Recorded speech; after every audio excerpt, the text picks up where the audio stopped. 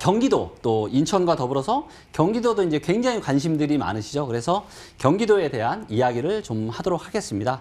경기도도 최근에 이제 12, 16 대책 이후로 어떤 풍선 효과 때문에 보시는 것처럼 지금 굉장히 뜨겁게 굉장히 많이 달아올랐죠. 그래서 경기도도 지금 굉장히 많이 올랐다. 하지만 최근에 상승폭이 점점 줄어들고 있죠. 그래서 조금씩은 지금 뭔가 좀 열기가 줄어들고는 있구나. 이렇게 좀 데이터로 확인이 되고 있고요. 자, 이번에는 경기도의 매매 전세 저평가 인덱스를 좀 보도록 하겠습니다. 그래서 전세 대비한 매매가의 지금 고평가 정도가 경기도가 16등입니다. 그래서 6.8% 정도 지금 매매가에 고평가가 되어 있다고 지금 보여지고 있고요. 그래서 보시는 것처럼 2015년, 16년이 굉장히 좋았죠. 그래서 15, 16년이 경기도를 사기에 매매세 저평가 인덱스로 봤을 때 아주 좋았던 시점이었다라는 게 확인이 되고요. 근데 지금은 이제 아주 많이 내려왔죠. 그래서 갈수록 지금 고평가가 되어 있고, 그리고 이제 경기도 같은 경우는 워낙 지역이 넓기 때문에 지역 따라 좀 천차만별입니다. 그래서 조금 이제 저평가된 지역들도 있고 고평가된 그런 지역들도 있는데 전반적으로는 지금 점차 고평가가 되어가고 있다. 이런 말씀을 드릴 수 있겠고요. 자, 이번에는 이제 소득 대비한 경기도의 아파트 가격 데이터인데요. 자, 보시는 것처럼 경기도도 좀 올라왔지만 인천과 비슷하게 아직도 허리 밑에, 그래서 어느 정도 많이 저평가되어 있는 것을 확인해 볼 수가 있습니다. 그래서 지금 아직은 소득 대비해서 지금 경기도의 아파트 가격이 그렇게 비싸지 않다. 근데 2006년, 7년에는 상당히 높았었죠. 그래서 지금은 상당히 역사적으로 봤을 때 낮은 수준이구나. 요거를 확인해 보실 수가 있고요. 요번에는 이제 물가 대비한 경기도의 아파트 저평가 인덱스를 좀 보도록 하겠고요.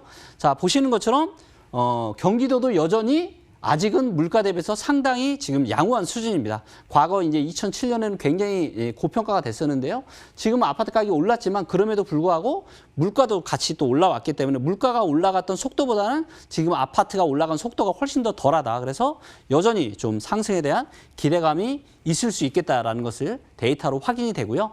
자, 다음에는 전세가율 데이터를 좀 보도록 할 텐데요.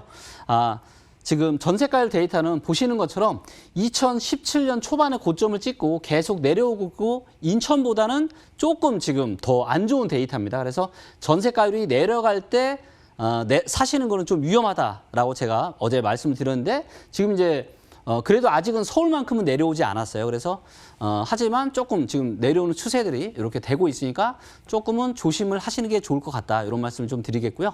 지금 이제 제 어떤 빅데이터 이야기를 어제에 이어서 이제 오늘도 제가 쭉 말씀을 드려봤는데 우리 앵커분께서 보시기에 요 정도 딱 보니까 경기도는 좀 어떤 거 같으세요?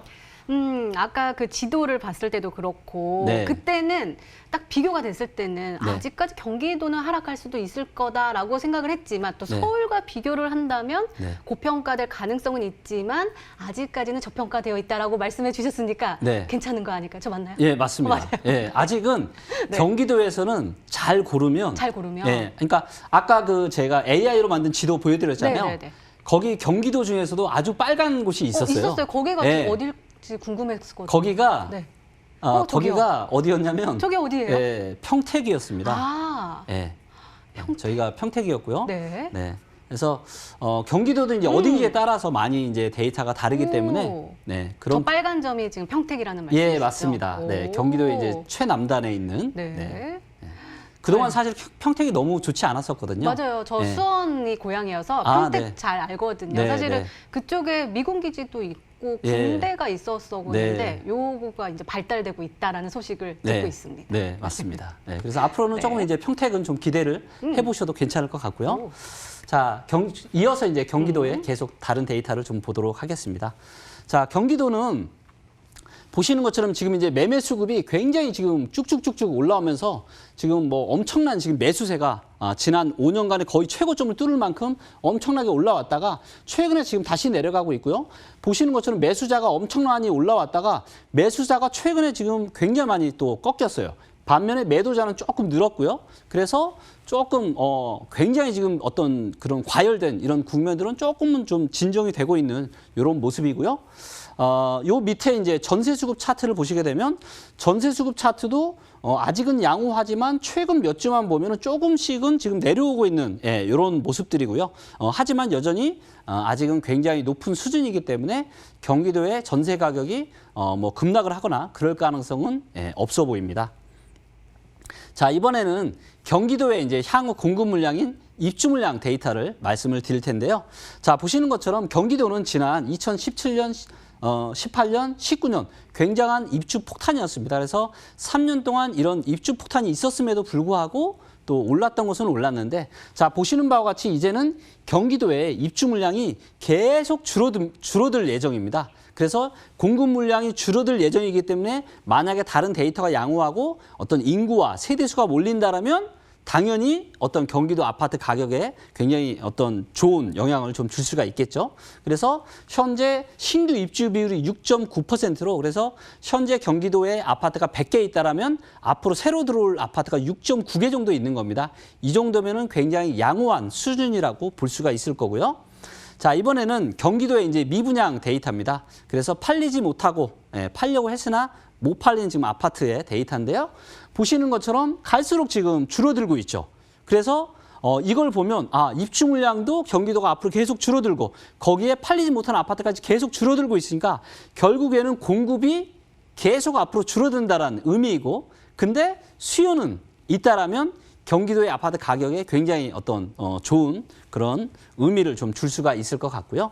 자, 이번에는 경기도에 그렇다면 과연 사람이 세대수가 얼마나 몰리는지 그 데이터를 좀 보도록 하겠습니다. 자, 보시는 것처럼 경기도의 세대수와 지금 인구수 데이터인데요. 지난 2014년부터 지난 6년 동안을 보면 경기도는 무려 세대수가 15%가 지금 증가를 하였고요. 인구수는 거의 8% 정도 증가를 하였습니다. 그래서 엄청나게 지금 사람들이 경기도에 지금 많이 몰리고 있는 거죠. 그렇기 때문에 이렇게 사람들은 많이 몰리는데 앞으로 뭐 입주 물량은 줄어들고 그다음에 미분양도 줄어들고 있기 때문에 결국에는 공급의 한계가 있기 때문에 당장은 경기도에 어떤 아파트가 급락을 하거나 이럴 가능성은 없어 보이고 오히려 꾸준한 어떤 우상향을 해나갈 수 있는 그런 모습이지 않을까 예상이 됩니다. 자, 이번에는 경기도의 이제 금융 데이터, 그래서 대출위험 인덱스를 좀 보도록 하겠고요. 보시는 것처럼 경기도는 예금보다는 대출이 굉장히 많고요. 그래서 170%, 그래서 예금 대비해서 대출이 70% 정도 많은 수준이고요. 2007년, 8년 금융위기 때 굉장히 높았지만 최근에는 좀 낮아진 상태에서 안정적인 모습을 유지하고 있는 모습이고요. 자, 이번에는 주택담보대출 위험 인덱스를 보도록 할 텐데요. 사람들이 담보대출을 예금 대비해서 얼마나 많이 받는지를 확인할 수 있는 데이터인데요. 자, 보시는 바와 같이 금융위기 때랑은 달리 굉장히 아직은 낮은 수준이에요. 그렇기 때문에 아직은 어떤 이런 주택담보대출에 대한 리스크가 별로 크지 않다, 양호하다 이런 것들을 확인해 볼 수 있고요. 하지만 다만 어떤 시도별로 비교를 해봤을 때는 2위입니다. 그래서 전국적으로 상당히 지금 이 주택담보대출에 대한 위험이 높은 지역인 것은 틀림이 없는 사실이고요. 자, 이번에는 이제 가계대출 위험 인덱스입니다. 그래서 사람들이 가계대출을 얼마나 많이 경기도에서 끌어당겨 쓰는지를 볼 수 있는 데이터고요. 자, 보시는 것처럼 15년, 16년이 굉장히 양호했죠. 그래서 저 때가 즉 경기도에 경기가 좋았다라는 거, 사람들이 가계대출을 안 한다라는 거는 그만큼 경기가 좋았다라는 거고, 즉 어떻게 보면 부동산 시장이 본격적으로 좋아질 수 있는 그런 징조라고 볼 수 있는 거고요. 실제로도 또 15, 16년이 경기도의 아파트를 사기 너무 좋은 타이밍이었습니다. 그리고 지금은 조금은 올라오긴 했지만 여전히 지금 양호한 상태이기 때문에 큰 무리는 없다, 이렇게 데이터로 판단이 되고요. 자, 그래서 모든 데이터를 종합적으로 다시 한번 검토를 좀 해보겠습니다. 자, 보시는 것처럼 경기도는 이제 매매 저평가 인덱스 중에서 이 전세 대비한 저평가 인덱스만 조금 이제 안 좋은 수준이지 물가나 소득 대비해서는 아직은 굉장히 올라갈 여력이 많다, 이렇게 보이고 있고요. 나머지 데이터들 뭐 전세가율, 수급, 입주 물량, 미분양, 세대수 인구수, 이 모든 데이터들이 굉장히 양호한 수준입니다. 다만 대출임 인덱스가 조금 전국적으로 비교해 봤을 때 안 좋은 수준이지만 하지만 그럼에도 불구하고 금융위기 대비해서는 여전히 양호한 수준이에요. 그렇다면 저희가 종합적으로 이런 결론을 내려볼 수 있겠죠.